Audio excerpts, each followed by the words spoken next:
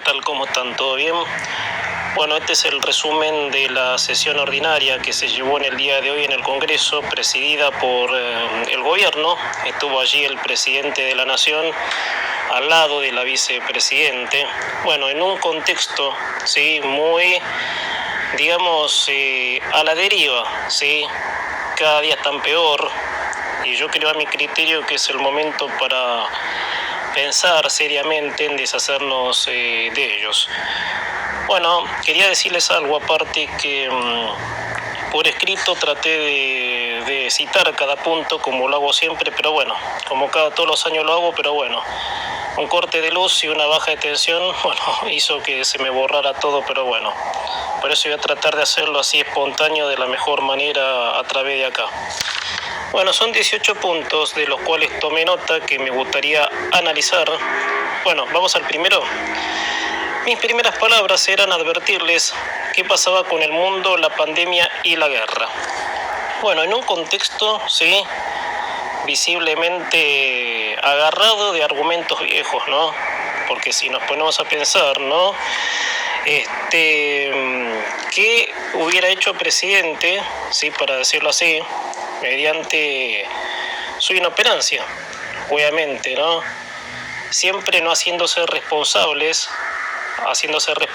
de las cosas que hace mal, y por supuesto siempre fijándose en una concepción del mundo que no existe. Por eso, ¿qué hubiera hecho el presidente con su inoperancia?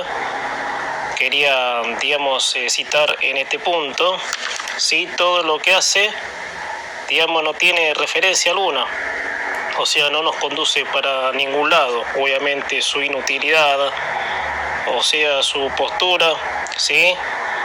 Arrastrado por un hueso, como ya sabemos, ¿no? Con el mundo pasó, ¿sí? Para decirlo así,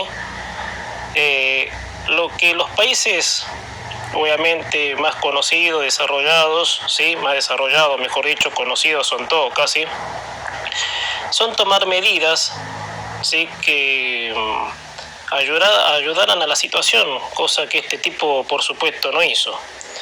Bueno, después, segundo punto, como presidente no he dejado de abogar por una solución diplomática ante cualquier conflicto entre naciones. Yo diría así, los papelones, resaltaría que este tipo hizo en cada gira que hizo, poco menos que dando lecciones al mundo, y bueno, y poniéndose obviamente en un papel de lo más ridículo.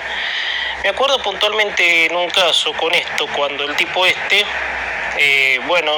fue a España, y el presidente de España le había resaltado, sí, que hacía lo que la Constitución decía. No sé, sí, fue una gira de tantas giras que el señor, por supuesto, se tomaba la atribución de, digamos, de dar lecciones como si fuera él el ejemplar. Bueno, el presidente español lo terminó poniendo en su lugar. Después los reiterados papelones, ¿sí? Exponiendo a la Argentina, sometiéndola a su personalismo totalitario. Entonces, claro, ¿no? El tipo sostiene que no ha dejado de abogar por una solución diplomática. O sea, que no le aportó nada al país, los países, digamos, desarrollados, nada. Él se referirá a los países a los que alió a la Argentina, su mandante, y él está creyendo de que hizo una obra de calidad, poco menos que potenciando la corrupción, los sistemas viejos que ya fracasaron, y haciendo, por supuesto, una idolatración a Lula da Silva, que a todo esto, Lula da Silva no es tan corrupto como él, pero bueno. Tercero, los gobiernos se enfrentan desestabilizaciones provocadas por poderes mediáticos. La política es despreciada. Bueno, cassette viejo también, ¿no? Las políticas, la política perseguida, el poder mediático de cual esta gente se ha valido para eludir la responsabilidad de los desastres que están haciendo. Esto más que nada es referido a la oposición. Esto es muy familiar, ¿sí?, a una chicana a la oposición, en donde, por supuesto, él piensa que los problemas de la Argentina corresponde a poderes imaginarios, no sé. Es como que el señor alucina, obviamente, poderes extras que cayeron de un maná del cielo, que están, por supuesto, desestabilizando en este contexto, por supuesto, ¿no? Los gobiernos se enfrentan desastres propios en este caso, ¿no? Porque ni siquiera, obviamente, y más allá que al gobierno de Macri le estalla la crisis, se vivía, obviamente, en esta desestabilización, ¿sí?, que cuando llegaron ellos, en calidad de moderado el señor, bueno, han empeorado, por supuesto, la situación, han aumentado el gasto, así que la verdad es que esto es un argumento también de cassette viejo, obviamente, que ya no creo que sea comprable a esta altura de los acontecimientos el verso, pero bueno. Cuarto, intento de asesinato a la vicepresidente. Bueno, esto, sí, en donde el señor habló, sí, exigiéndole a la justicia que se llegue a la verdad de todo esto. Hoy en día, sí, pese a que ya pasaron 6 meses, si mal no calculo, septiembre, octubre, noviembre, diciembre, sí, 6 meses han pasado de aquel 1 de septiembre, de esa noche del jueves 1 de septiembre, en donde aparentemente se quiso asesinar a la vicepresidente. Para mí sigue siendo muy dudoso este accionar, dado a cómo se han dado las cosas. Ejemplo, el ánimo de la señora. ¿Quién, digamos, que fue, sí, digamos, quién, sí, una persona normal, una persona, no sé, que tenga 2 dedos de frente, para decirlo así, está en un ánimo que no sea de terror, miedo, ante una situación que la quisieron matar? ¿Cómo estaba la señora en ese día? Firmando autógrafos, arreglándose el pelo. Después otras cosas que llevan a que esto es dudoso todavía, no se pudo probar. Más allá de que Sabag Montiel, ¿sí? Sabag Montiel está preso, obviamente, y junto a su mujer, por el intento de asesinato. Si nos ponemos a ver el procedimiento de esta cuestión, Sabag Montiel era un vendedor de copitos que estaba próximo, ¿sí?, al domicilio de ella, y de repente se desató toda esa escena, obviamente, donde la vicepresidente no hizo caso ni siquiera a sus custodios.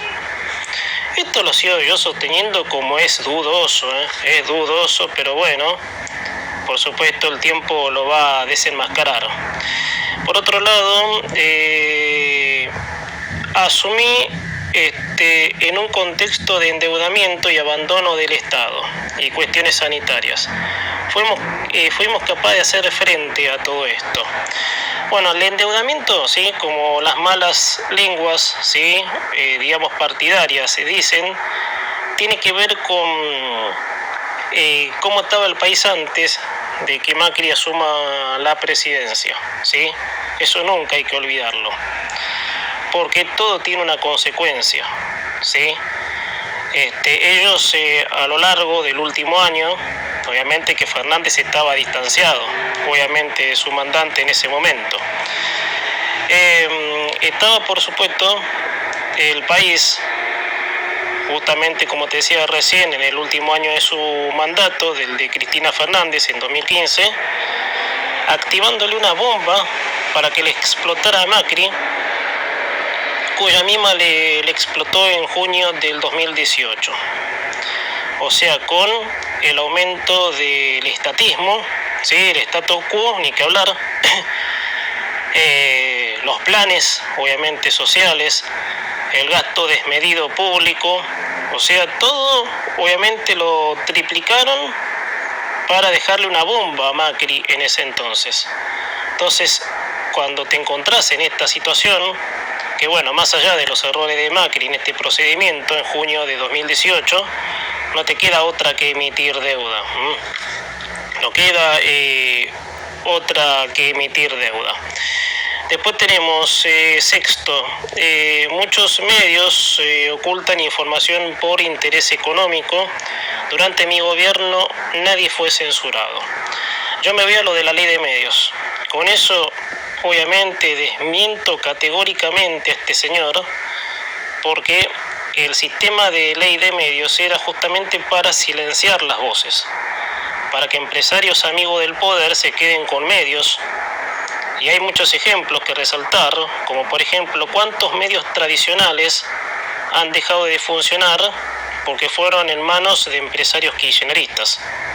¿Sí? Después, medios que no fueron censurados, periodistas escrachados con nombre y apellido por expresarse libremente, con pancartas en la plaza tratándolo de golpistas, ¿eso no es censura?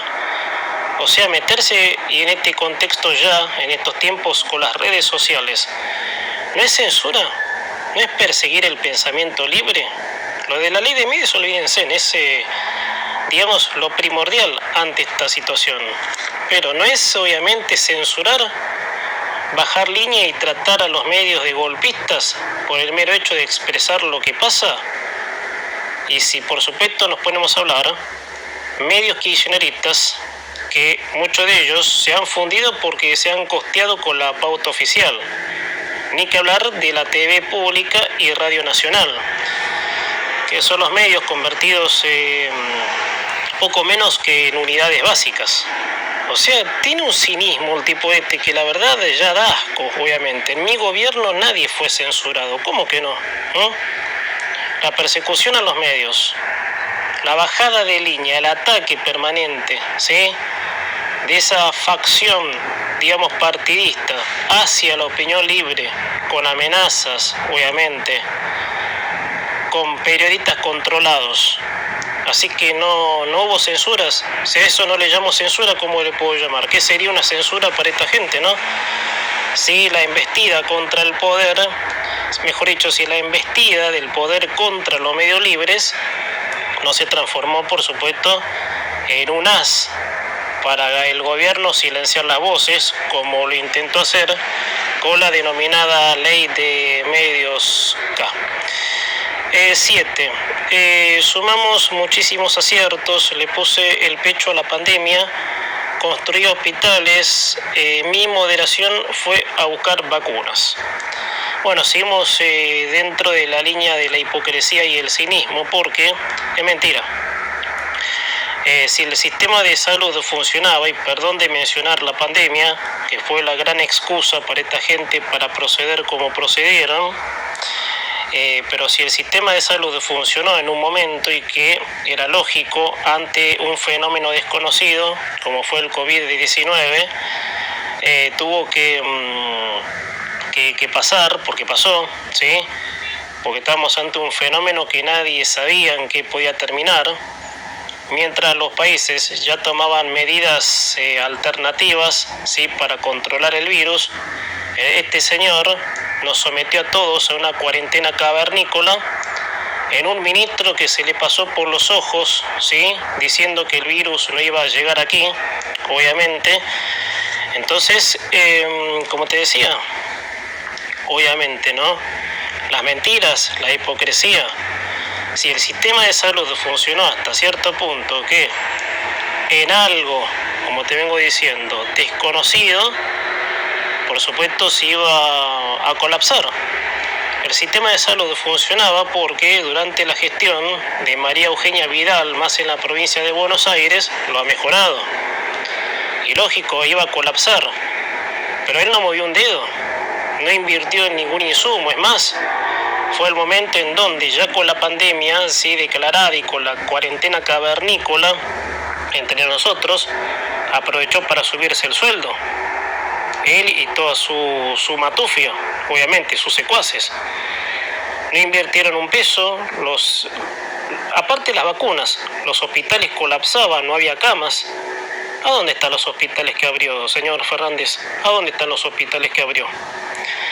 Y con las vacunas, hay que ser hijo de puta para decir de que fue a buscar vacunas, que era la prioridad, como te decía recién, mi moderación, porque la moderación fue la estrategia de campaña.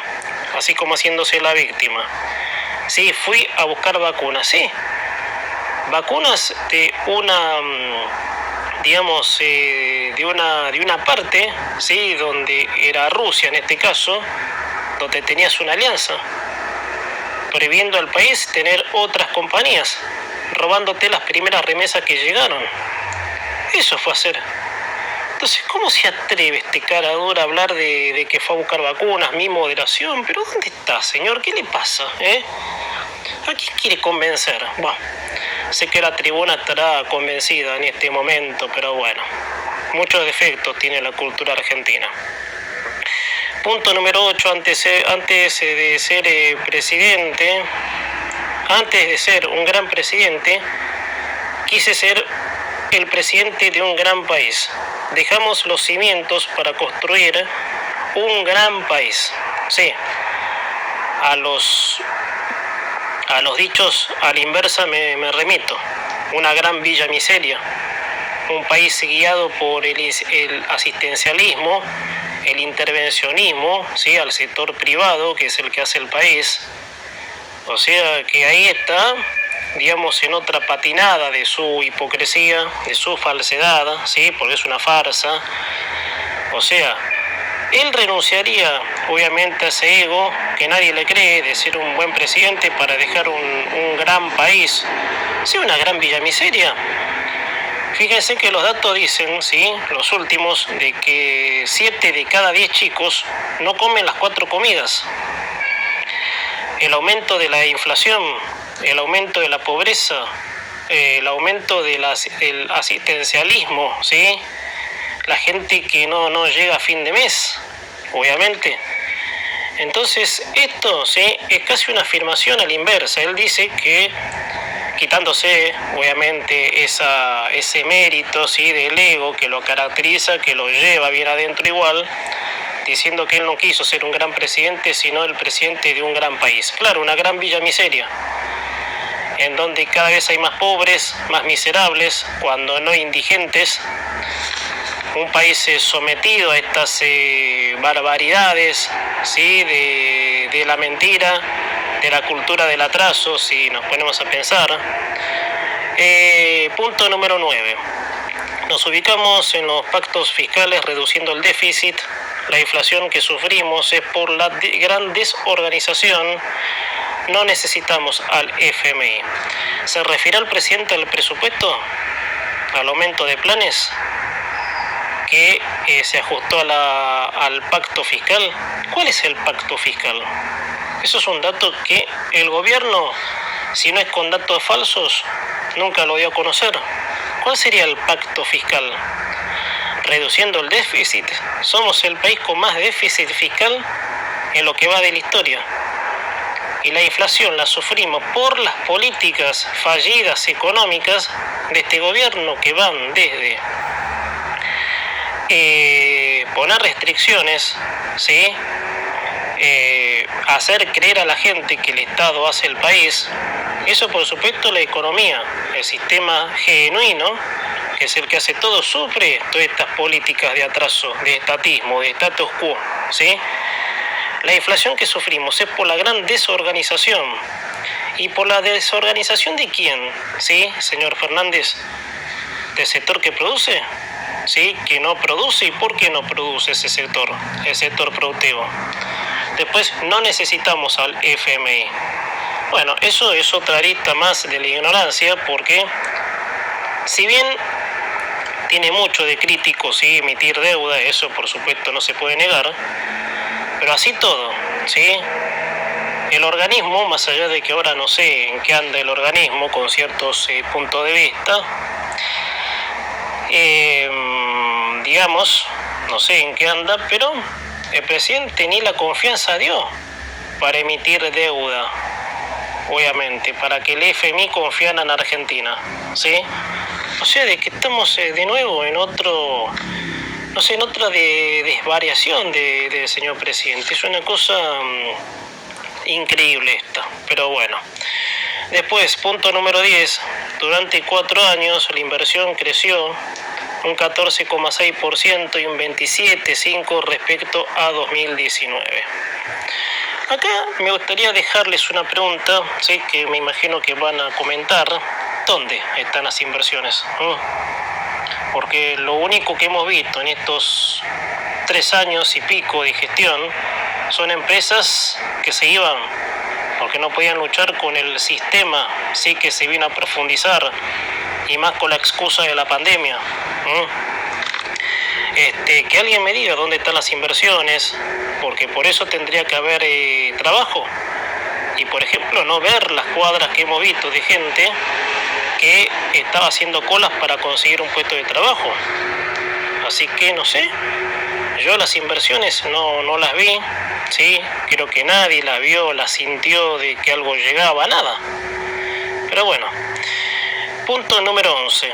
Bueno, energía, sistema privado y tarifas dolarizadas. Bueno, gente, esto explica la gran crisis que tenemos en la energía por las burradas, ¿sí? De las cuales esta gente ha sometido a toda la sociedad, creyendo que el monopolio, teniendo el monopolio desde el Estado, ¿sí? De manejar la energía, iba a mejorar. Bueno, esto se refirió por supuesto a las privatizaciones del gobierno anterior y dijo de que las tarifas estaban dolarizadas y por eso era costoso acceder al sistema. Si nosotros nos podemos detallar las crisis energéticas, dejando la del 80 si querés, porque no viene al caso, pero sí en una larga historia así de crisis energéticas, la más, digamos, parecida a la ignorancia supina es la que tuvimos entre diciembre de 2013 y principios de 2014, donde hubo 40 días en gran parte de la ciudad de Buenos Aires donde la gente no tuvo luz, ni agua, con todo subsidiado, con la mentira del subsidio, de que congelando tarifas la gente iba a poder acceder más fácil, obviamente, al servicio, cuando no hubo una inversión, una, modernización de los sistemas eléctricos.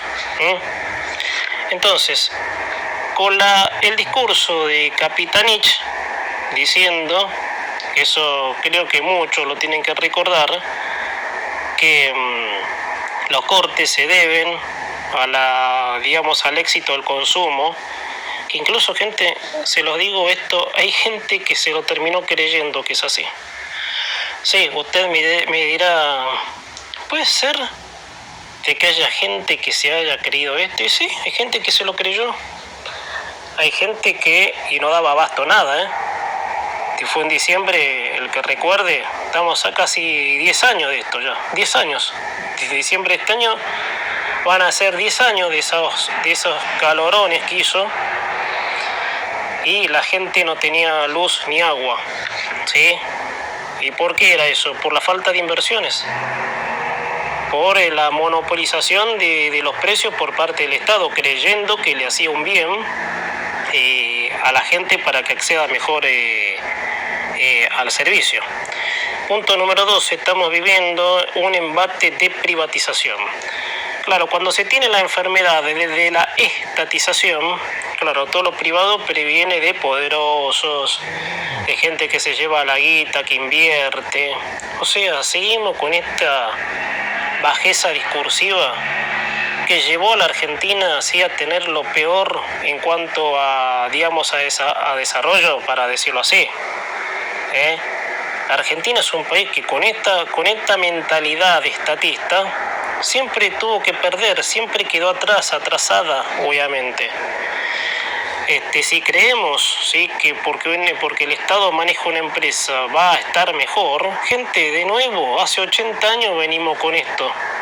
Y lo único que hizo es pérdidas, ¿no?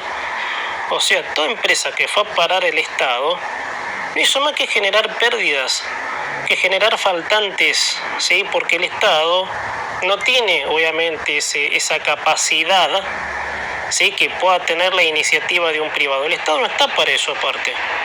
¿De dónde se ha visto el Estado, sí, que es para, administrar empresas?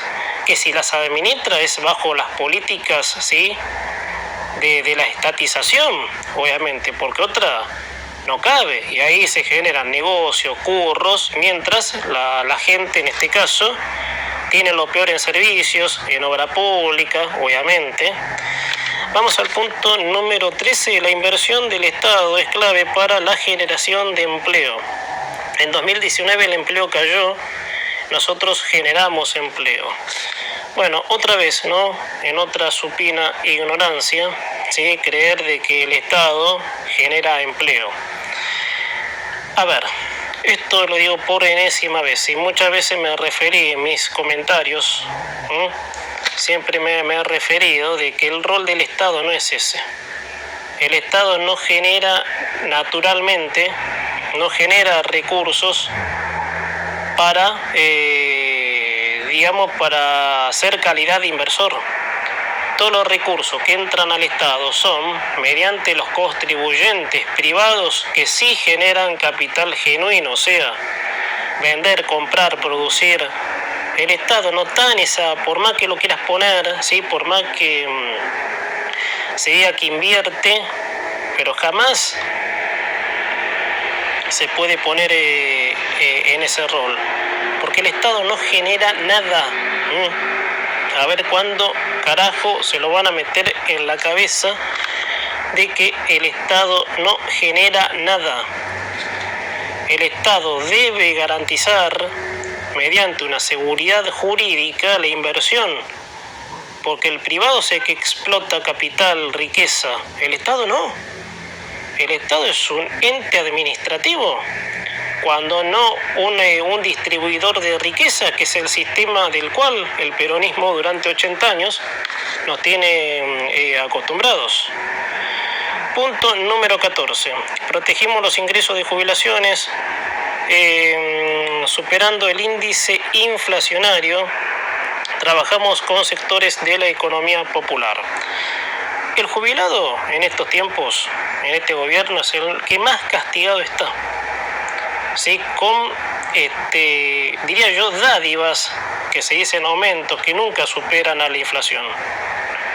El jubilado, ¿sí?, ha sido castigado, ha sido estafado por este sistema, y también vale recordar aquella vez donde el gobierno, que ahora que es gobierno, cuando eran oposición, tirando poco menos que una tonelada de 14 toneladas de piedra, han impedido la mejora con la reforma previsional, o sea, la movilidad jubilatoria era lo que se discutía en ese entonces, donde los señores, las hordas, ¿sí?, y ellos obviamente alentando a sus hordas, los que son gobierno ahora, tiraron 14.000 toneladas de piedras, obviamente.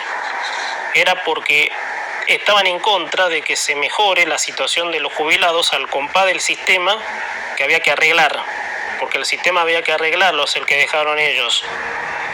Pero ellos los estafaron con las AFJP, ¿sí?, en el segundo gobierno kirchnerista, de la mano de este hijo de recontra mil puta de Amado Budó y el difunto hijo de puta fallecido de Kirchner, que le han robado toda la plata a la gente, pasando a jubilaciones del Estado, ganando 2 monedas nada más.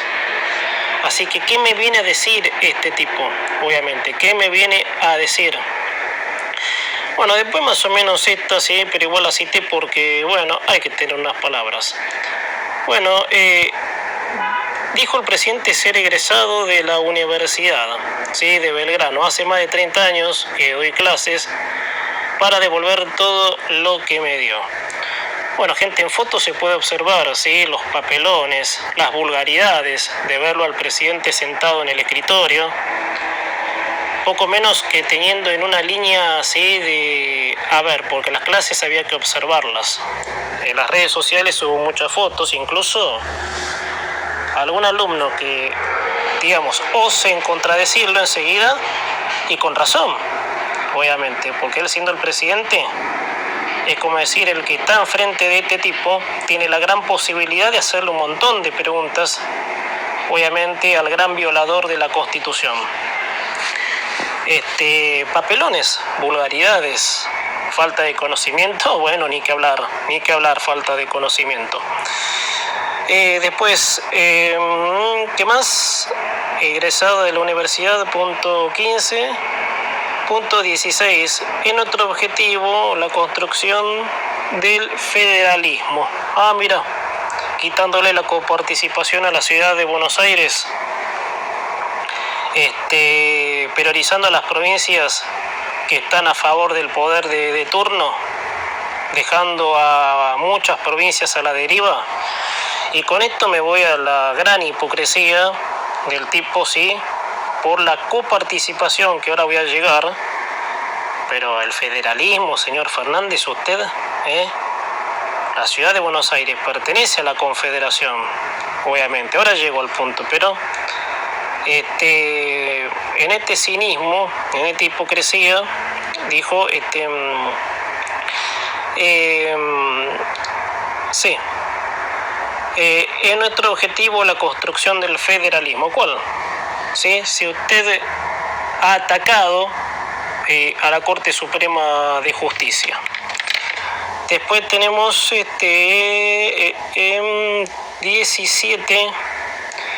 Tengo el orgullo de ser el presidente que más recorrió provincias. Bueno, los últimos recorridos, no en provincias, sino Mar del Plata, ponele. Lo único que ha recibido es scratch y puteadas. Aparte, viajes fuera de agenda, que no estaban ni siquiera programados, recorrer, por gastar más guita que el país no tiene. Obviamente iba el tipo en un avión a todo trapo, ¿sí? Esto de que recorren, todo este verso, ¿sí? Que también forma parte de grandes montajes de estrategia, no son más que para, digamos, hacer ver, sí, que todo vacío, todo venta de humo, sí, que en definitiva no llegó a nada, si nos ponemos a pensar, Así que bueno, sí, recorrió comiéndose puteadas, pasando papelones, hablando pelotudeces, lo de la Antártida, gente, sí, que fue la semana pasada. Bueno, no me voy a meter en el tema ahora, sí, después el tema de las tierras, eso, te lo regalo todo, pero lo que fue la semana pasada con eso era para cortarse las pelotas, discúlpeme la expresión. Después tenemos, acá llego, sí, al punto más importante. La Corte Suprema aseguró a la ciudad de Buenos Aires la coparticipación. Recuerden que en 2020 el gobierno le había quitado los fondos de coparticipación con una, digamos, afirmación, un palabrerío diciendo, contrariando la ley actual de la coparticipación. Yo no sabía que había dos leyes de coparticipación. Si el señor que dice estar con el federalismo, que el federalismo es uno solo y me imagino que debe tener una sola ley, contradiciendo la ley de coparticipación, destinó recursos a la ciudad más opulenta. Después dijo, quitándole recursos a los que más necesitan, a la ciudad más opulenta. Soy orgullosamente porteño, claro. Puerto Madero, en Recoleta, vive el presidente. O el odioso del capitalismo, el de la ciudad opulenta. Y ahí de nuevo ese resentimiento, esa envidia, esa rabia que le salpica de la bilis, ¿sí? De engendrar odio, porque con esa excusa, esta basura, se le sacó los fondos, que son coparticipables porque están escritos. Está escrito de que es así. Entonces, por ese resentimiento de aquel dicho que porque la ciudad sea bella y opulenta, de lo cual él sentía culpa, bueno, atacar en quitarle los fondos de coparticipación que sí les pertenece, porque la ciudad de Buenos Aires no es otro país. Más allá que el sistema jurídico diga otra cosa, sí, porque muchos pueden decir, y la capital federal es otro país, no, es la Argentina, sí, pero se ve que ese dicho, sí, de una cultura ignorante provocada por el peronismo, claro, repite eso, repiquetea eso. Entonces el señor usó eso, sí, para quitarle los fondos de coparticipación, hablando peste de la Corte Suprema de Justicia, en fin, sí. Después, por último, nosotros éticamente estamos estamos a poner fin a tanta desigualdad con políticas que concentran la riqueza. Esos son los poderosos que él llama gente empresarios, ¿sí? Gente que tiene un estándar de vida, obviamente, por el mérito y fruto de su trabajo. O sea, ¿cuál es la mecha de esto? Te lo voy a explicar en este minuto, ¿sí? Ya para terminar. La desigualdad para ellos es que haya gente que en la vida haya podido progresar, sumado a la gente que empobrecieron ellos. Pero ¿cuál es el juego de esto? En esa igualdad que ellos predican, llamada justicia social, quieren poner en una dimensión, en una lupa, en una igualdad para abajo, que la gente no se valga por sí misma y tenga que depender de la migaja del Estado, ¿sí? Del Estado bondadoso, de la justicia social. Que hablando de esto, gente, la justicia social viene del original peronismo, ¿sí? Nada más que con el correr del tiempo se fue profundizando esta idea, obviamente, de la justicia social. Entonces, como te decía, ¿qué es la desigualdad? De ver ciudades opulentas, como decía recién, de ver gente que progresó por el fruto de su trabajo, por el mero hecho de la prosperidad económica de ese productor, de ese inversor. Entonces, la mecha está ahí del odio, del resentimiento, de que esos progresaron, obviamente sobresaltando las políticas de justicia social de este antro. Entonces, si el sistema cobraría más poder, es tener a gran parte, cuanto más estén bajo la lupa, ¿sí?, de que la justicia social es una justicia igualitaria para todos, sí, está bien, justicia para abajo, porque hay jerarcas del régimen que de esto sacan buenas tajadas, y esto por supuesto ya está visto que es así. Bueno, gente, este fue esta sesión ordinaria en el Congreso en el día de hoy. Algunas acotaciones más. Estos son los 19 puntos que preparé. Ya los he analizado casi todos. Bueno, vuelvo a repetir lo que dije antes. Quería por escrito, tenía otro análisis, sí, un poquito más, explicativo. Lo tuve que hacer así porque, bueno, estoy sin luz. Y bueno, y cuando escribía se me apaga la computadora. Lo que, por supuesto, bueno, ya está, ya pasó. Lo importante es que queda grabado, así que bueno, se los comparto ahora. Y bueno, detalles, detalles que son poco menos que bloopers, ¿no? Para decirlo así, cuando Cristina le prohibió que se sirva agua al presidente, todas estas cosas que son. Después ella, no sé qué hacía, si se le salió un taco, todo, viste, centralizando su figura. ¿Anda bien? Me preguntó, ¿anda bien del marote esta señora?